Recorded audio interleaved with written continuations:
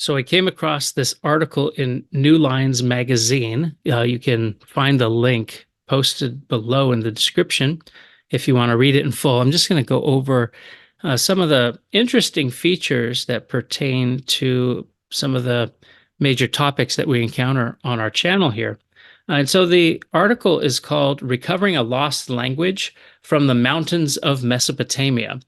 And the subtitle, A Scholar Reflects on Her Quest to Learn Her Ancestral Judeo-Neo-Aramaic, one of the last surviving branches of an ancient tongue that was once the lingua franca of empires. And this is by Ilana Cruger-Zaken. And she starts off with this great photo of her grandparents. Yeah, I like this picture of her grandparents here. It says it's taken in Baghdad back, in 1936. You can see these are Mesopotamian Jews from northern Iraq. Zakho is where they're from. And we're going to learn about this town a little bit in the article. So I'm going to read pieces of the article. I'm not going to read the whole thing. And then, we'll let this engender a discussion. When my father was in high school, he and his younger sister, Sarah, decided to teach my grandmother, Esther, how to read and write. They sat in their small apartment in the Qatamon neighborhood of Jerusalem, once a middle-class Palestinian district that was emptied during the Nakba as Jerusalemite families fled advancing Zionist forces and were later denied return to their homes. Qatamon was repopulated in the 1950s with Jewish families, mainly from Middle Eastern countries. So Jewish families from Middle Eastern countries, these are called Mizrahi Jews or Easterners. They spent several evenings after dinner showing my grandmother the basics of how to hold a pen, demonstrating how to draw markings on paper with a metal tip as they had learned in school. Esther never learned to read or write. She never needed to, my father says. But by the time she died, she spoke at least 4 languages: Arabic, Hebrew, Kurmanji, which is Northern Kurdish, and a language whose name only makes sense when spoken in its own dialect, Lishana Deni, meaning our language, a rare tongue heard only in the mountains of Mesopotamia. The next paragraph basically talks about how her grandmother is born in Zakho. Zakho is in far northern Iraq. And this Lishana Deni, meaning our language, for the Assyrian viewers of this channel, obviously Lishana, something means tongue or language. If you speak Hebrew, it's Lashon, Lisan in Arabic. And Dani is just another Neo-Aramaic form for saying our. Maybe it's more familiar to say Lishana Diyan, our language. So in some dialects, you'll hear people say Diyan or Diyani. Diyani then is contracted to Dani, Lishana Dani. And so that's just Lishana Diyan, Lishana Diyani, Lishana Dani, our language. Esther was born in Zakho, a town in the largely Kurdish region of northwestern Iraq, close to the Turkish and Syrian borders. She was among the last generation of Jewish babies born on a small island perched in the middle of the Chabor River.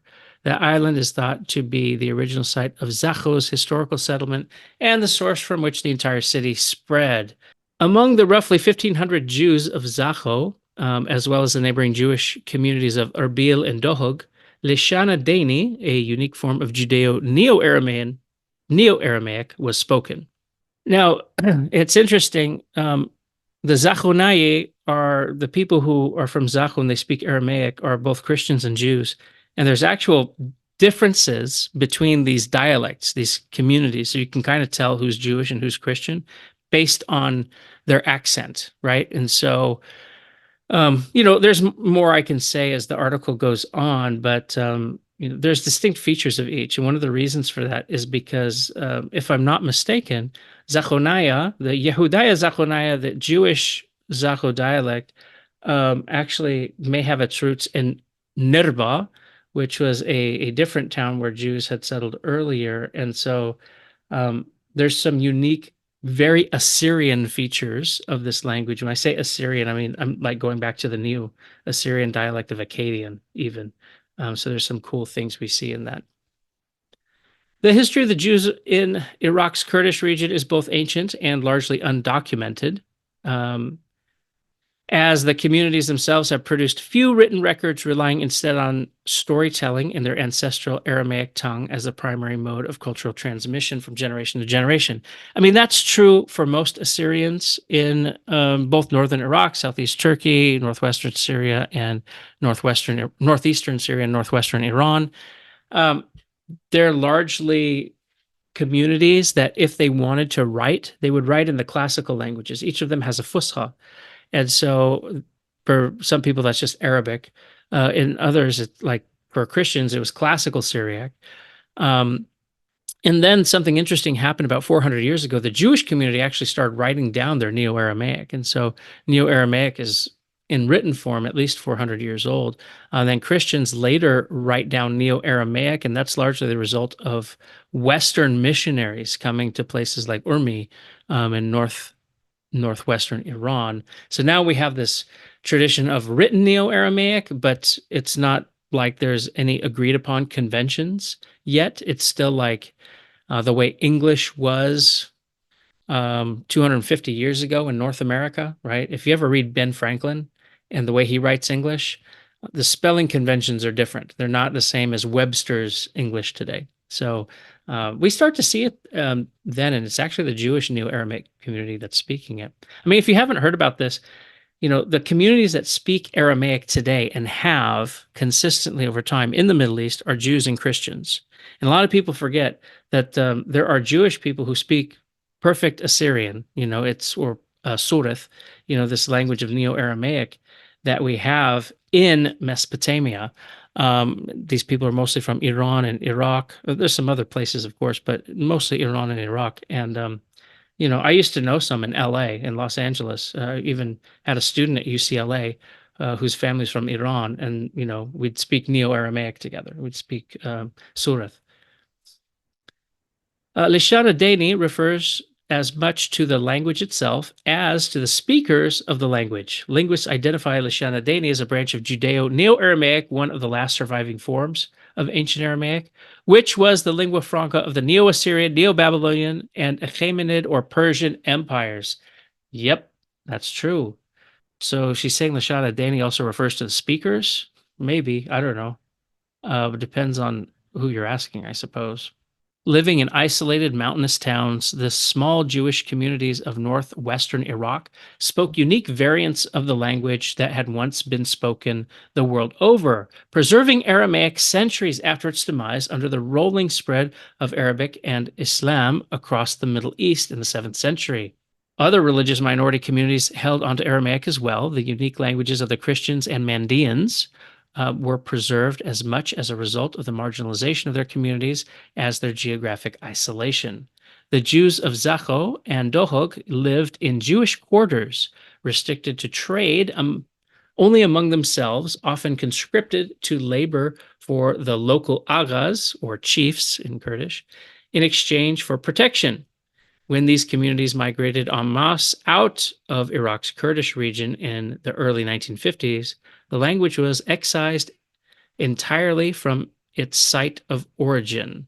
The language, I mean, I don't know that that's the case. Maybe the dialect, maybe the Jewish dialect of Zakho was, you could argue, but it's still intelligible. I mean, like my family communicate with Assyrian Jews, just fine, and everyone understands everybody.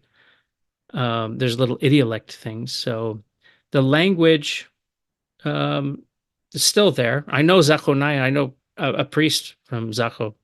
Like, he's very young, and folks are still in the region who speak the language. Maybe they're Christians and they're not part of Leshana Deni, but it is what it is.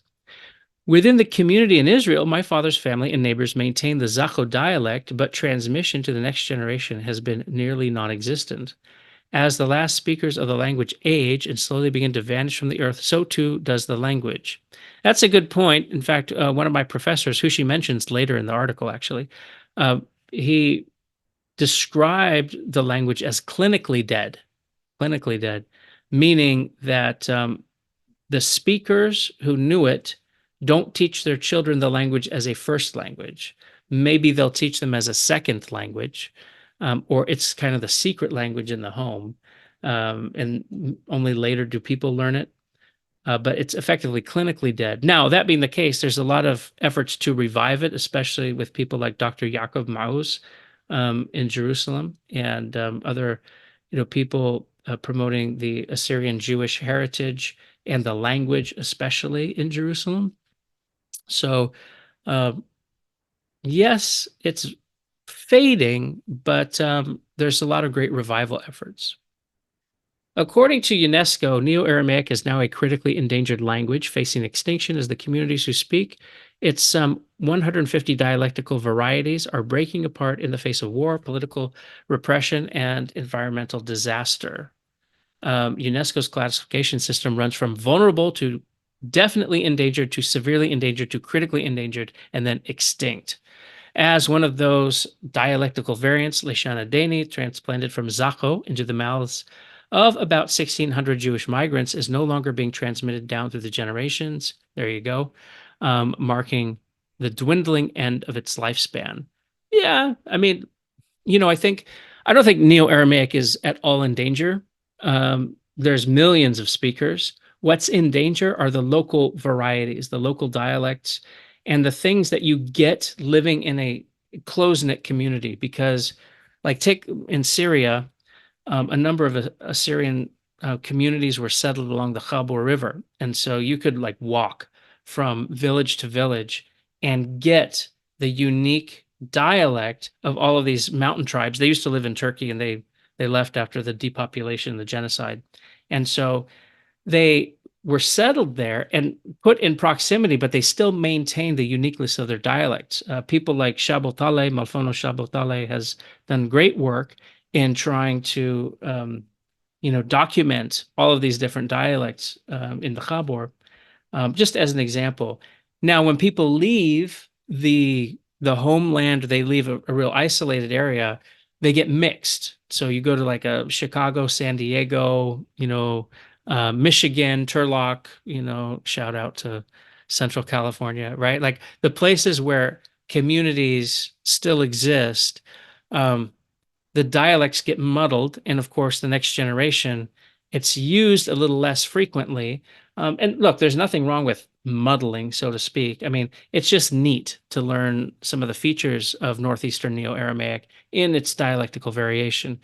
The dialects are bound to die out, but at the same time, new dialects may pop up, new accents may pop up. Another challenge is TV, right? So we have media in Neo-Aramaic, and it's not as though every dialect is celebrated. And so because of that, you may have, what emerges as sort of a modern standard Neo-Aramaic. I don't know that that's happened yet, but it is what it is, and it's worth preserving these dialects. It's one of the things I love to study, but you have to have a context for them. You have to have speakers for them. When I speak, I speak a muddled dialect already.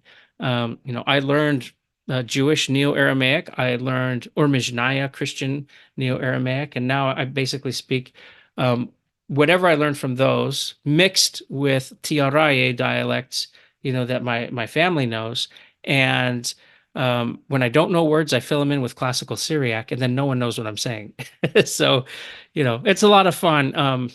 But, maybe this is something you want to explore if you're watching and you've never heard of, Neo-Aramaic, the fact that people still speak Aramaic and you've learned biblical or Syriac or something in the school, or you just learned to hear it. You watched The Passion of the Christ or something like that, and you encountered Aramaic in some capacity. It's functional in its modern form. Now, it diverges quite a bit, but it's still Aramaic. And, when things are threatened, if people step up to learn them, they can help strengthen them for future generations. So she goes on to talk about how the so-called Kurdish Jews, these aren't Kurds who are Jews. They're Jews from Mesopotamia. They're Assyrian Jews who are from Kurdistan, and they get this label Kurd, Kurdi, Kurdit. In fact, if you type in Hebrew, you do a Hebrew search for Kurdit, you're going to hear people speaking Assyrian Neo-Aramaic, and how she talks about how they're basically marginalized even within Israeli society. I recently did a podcast with Dr. Yaakov Maoz. The audio was so bad I didn't release it, but maybe I'll try and salvage, what I can from the podcast, and if I have the time to subtitle it, that may be helpful. But he goes into a lot of the details and how the Assyrian Jews were treated historically, how they were regarded as Kurdish Jews, and then the author here even goes into Kruger-Zaken, the author here even goes into explain some of this issue. In coordinated attempts to stem weather-borne diseases spreading in the camps, the new Israeli government, along with the Jewish Agency, then the premier Jewish settlement agency working in the new state, coordinated mass transfers of Iraqi, Kurdish, and Moroccan children who were placed in kibbutzim. These are communal farming settlements, homes of Ashkenazi families or public institutions, sometimes against the will of the families and the children. Marginalization was systematic. The phrase "ana Kurdi," roughly translated from Aramaic to mean "I am a Kurd," became rendered into a common slur in modern Hebrew, used colloquial to mean "are you stupid?" The advantages and pressures of assimilation were manifold. Leaving Lashana Dani in the household and replacing it elsewhere with modern Hebrew was one of the many ways Kurdish Jews became Israeli. Lishana Dani has passed from a rare but endangering language of daily use to a relic of curiosity for academics, guilty as charged, and seekers. I guess I'm a seeker too, remembered fondly by those who spoke it in their childhoods. She goes on into some personal anecdotes, kind of about remembering her grandparents and their plight and how it kind of inspired her to learn more about Zakho. She goes on some more about her personal information, how her mother and father met. Her mother is American, her father is Israeli born, and her mother met her father in Jerusalem. And she goes on to say, Hebrew in my household was rendered into my parents' secret language, and what I knew of my ancestry, particularly my father's, came in small bits and pieces, confused and conflated with my childhood ideas of the Jewish homeland. I knew my Israeli grandparents weren't the same sort of Jews as my American ones.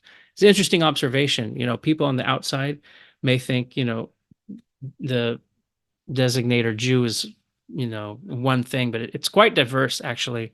And even in Israel, I mean, there's people from all over the world, both historical Jews and then people who are from families that were mobile, maybe left pogroms and different difficulties in Eastern Europe and things like that, settled in the West and then get there. But there's a lot of Middle Eastern folks, that of Jewish heritage that we just don't hear about. We don't know their stories or even their languages.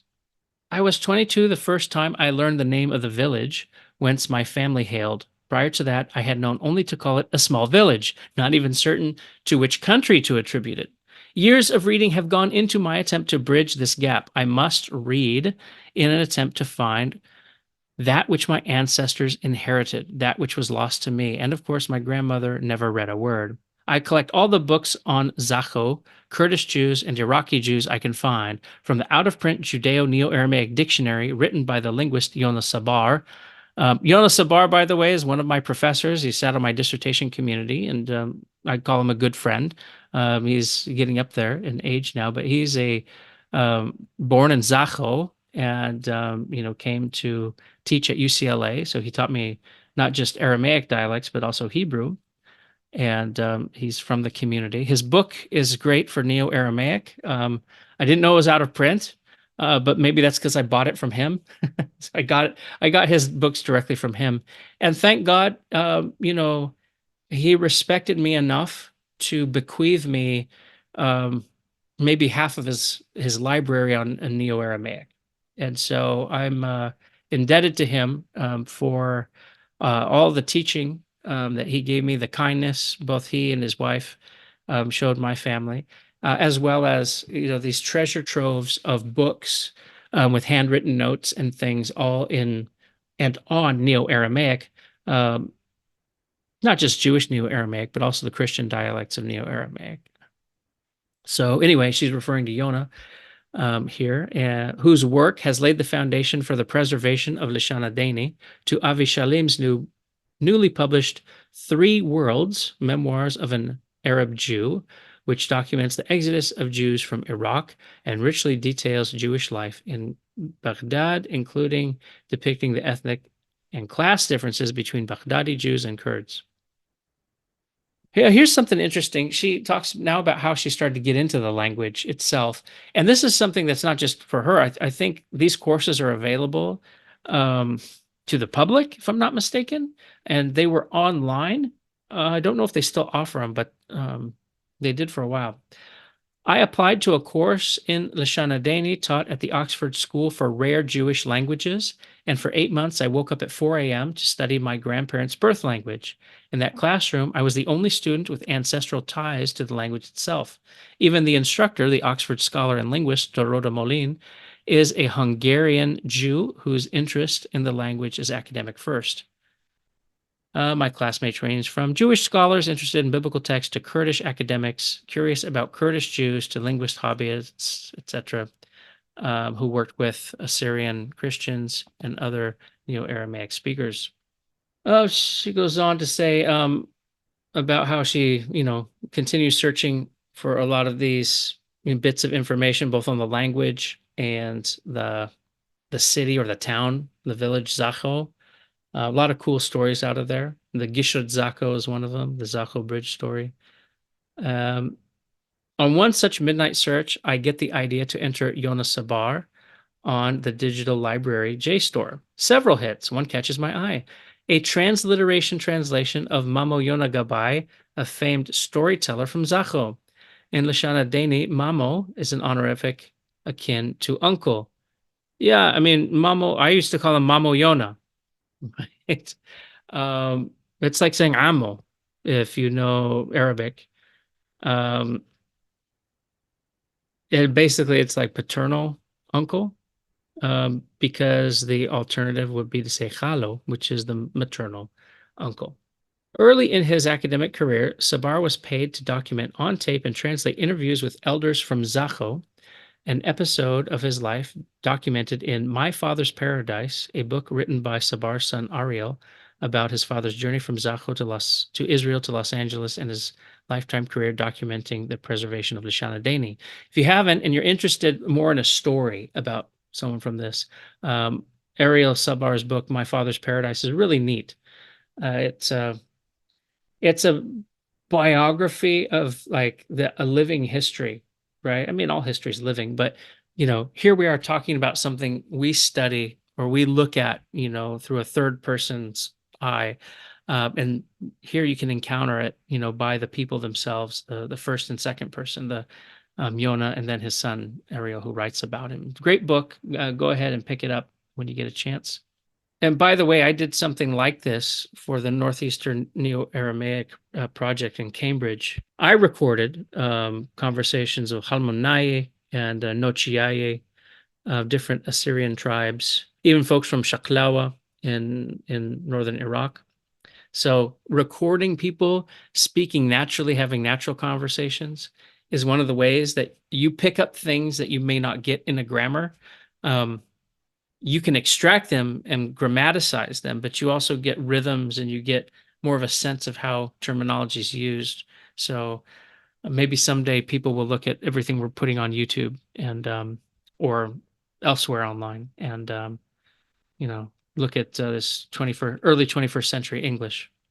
These tapes, which still exist in archives in Jerusalem, are a rare and vital trove of memory, both through the stories told on them and the language in which they're told. The interviewees relay details of ordinary life in Zakho, as well as folktales, songs, recipes, and family gossip. Yep. That's the stuff you want, because that's the normal vocabulary, right? It's not one of the issues we have with texts that we receive, is we get a corpus that's specific to a topic. And most texts in history are like, maybe they're historical, maybe they're the cult, like religious texts. You don't have a lot of regular things. And so if it's history or if it's religious, the vocabulary you get is going to be quite specific to all of that. And that's different than just folks talking and jiving, right? And you want the regular talk as much as possible because that's where the core of the vocab is. Thank God Akkadian gives us all these mundane letters and receipts and, you know, laws. And there's so many genres in Akkadian. We can preserve it better than a lot of languages we get from the ancient world because we just don't have that much. Talking about hearing things from Mamoyona, not my Mamoyona, but Mamoyona Gabai. And then she says, and then I come to a word I know with my entire being, used in the exact way I know it. My body vibrates. It's a simple word, chayit, meaning the life of. It was the term of endearment my father used to call me, chayit Abba. Chayit Baba may be more common to us. So daddy's life, right? Or the life of daddy. And now he calls my child chayit Sava. That's interesting. Saba is an Aramaic word anyway, but it's used in modern Hebrew to mean grandpa. So it just means an elder, like the old guy. Sawa, maybe we would say in Christian dialect. That could be how you distinguish Chayet Baba versus Chayet Abba. In here, Chayet Saba instead of Chayet Sawa. And some people don't even go by Sawa and Sauta, like for grandma and grandpa. I've heard Urmijnaya say, Mama Gerta, like grandma, literally a translation of grandma. Some don't like that because it makes them feel Gerta. It makes them feel big. So I don't know. You'll hear an Arabic word maybe used instead. I had assumed the origins of this word were Hebrew, as chai, life, is a common Hebrew word, but here it is in Jewish Aramaic in exactly the same form and context my father uses it. And I realized suddenly I've never heard the parents of any of my Israeli friends use this term of endearment. Pieces fall into place. There is context. Interestingly, the word appears cognate with the Arabic noun for life, hayat, sometimes pronounced hayat, which is also commonly used in the same way. Now, look, the chayit in Aramaic here, Northeastern Neo-Aramaic, is not necessarily chayit. It's chayid the baba, right? Chayid the abba. And so what ends up happening, chayid in Aramaic, the possessive dalet that comes at the front of words normally in the classical forms of both, older Aramaic forms like Targumic, Biblical, or even Syriac. Biblical uses D, but in Syriac it's just the, like this here, ends up being attached to the previous word. So instead of chaye, the baba, we have chayid baba, chayit baba, right? And so D is a dental, and it ends up sounding like a T also. So chayit abba, she hears, is really chayid the abba. That's why you view this channel. You get nerdy trivia like that. So she goes on, more about Zakho, more about the Middle East and, Israeli Jews from Mesopotamia. Then she says, we are born into memory and language, the way we are born into geopolitical and material realities that shape our world. Language is a world maker forged within memory. Maybe. I don't know if it's forged within memory, but this is I'm going to stop here because I'm going to talk too much about that comment. I would say it's focused in intentionality more than memory, but who am I? I'm just a philosopher of language. Sorry. It exists to codify and identify and manage our experiences in the world based in a system of memorization, practice, and repetition. I mean, like that's true, but I think there's a different way to say it. Individuals do not create language. Tell that to Michael Okrand, right? Like individuals do create language, but we act in relationship with languages. That's also true. I mean, language is our mode of interacting with other souls, quite literally, both soul as a person and soul as sort of the mental state or, the immaterial being of a person, right? or at least the immaterial product of whatever the material state is.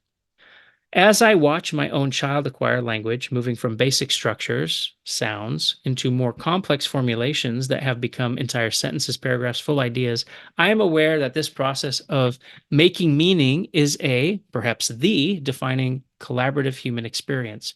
Yeah, I agree. I think that's a great way to put it too.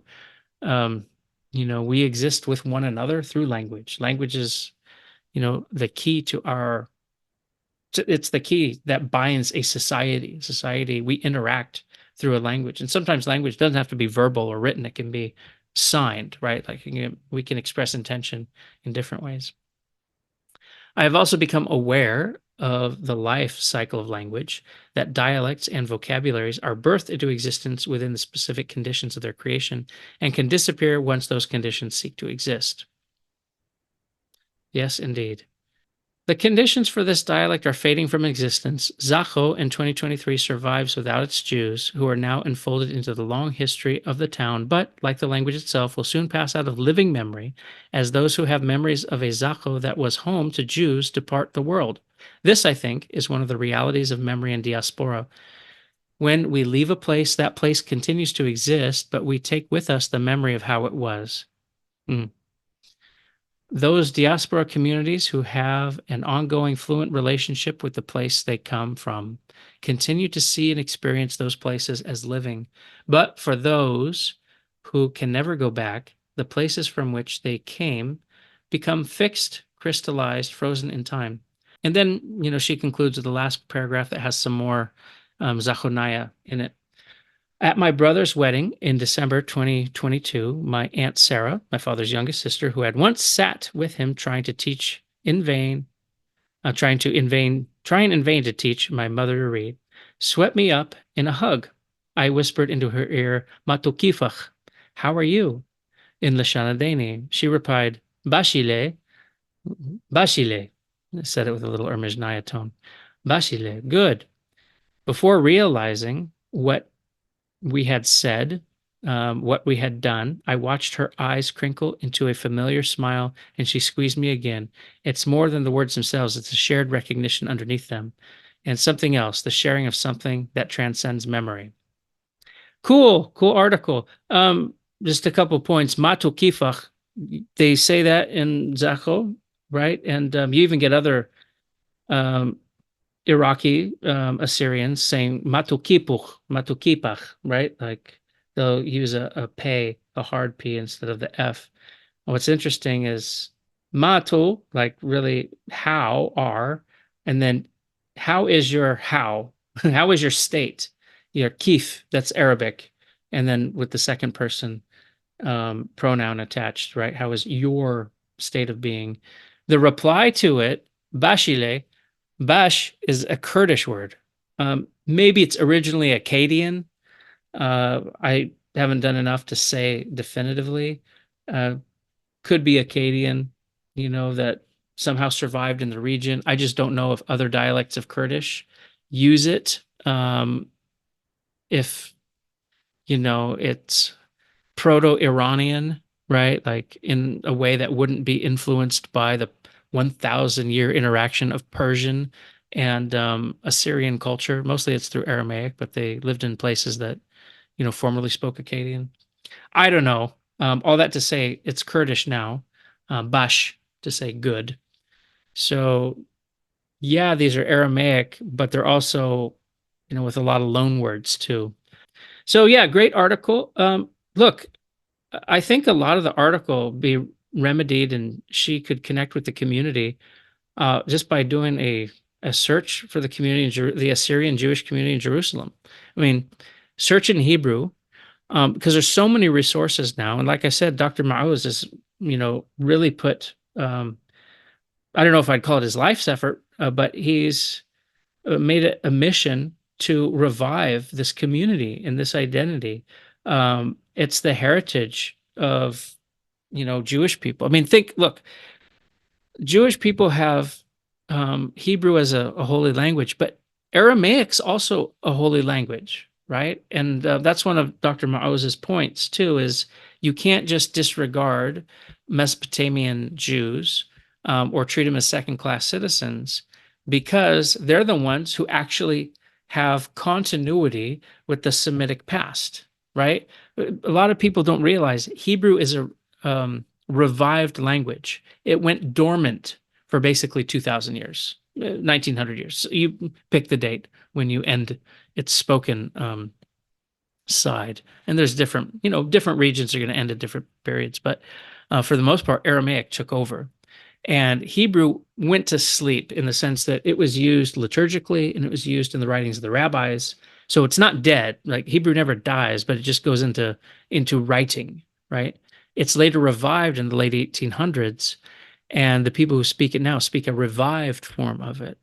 However, the Mesopotamian Jews have maintained a Semitic language for millennia, and like that's an honor, right? Like that's worth commemorating. So to Cruger-Zaken, Ilana Cruger-Zaken, to the author of this article, view this channel. I'm going to have more Neo-Aramaic stuff come on, of course. And I first learned Zakho Yehudaya, so I can help you with resources in both English and Hebrew that help preserve this language. And anyone who's interested in it, I think you should learn it. If you already speak Assyrian, Neo-Aramaic, go ahead and, discover these dialects. They're fantastic. They provide so many cool little insights. Why not? So anyway, cool article. Thought I would riff on this. I'm either going to riff or rant. And this isn't really a rant, it's more of a riff. So I thought I would share it with you. Check the link in the description below if you want to read it in its entirety. And, Zel B'Shalom, we'll say, for a Zachonaya version of Go in Peace. All the algorithmic, begging we YouTubers do, like, share, subscribe, comment below, discuss. How do you feel about this? Anything intriguing? Is it new? Is it radical? Do you profoundly disagree, as I know like some of you do, because you nitpick little things I say. So you'll definitely nitpick things in this article. Like, share, subscribe. Thank you for watching.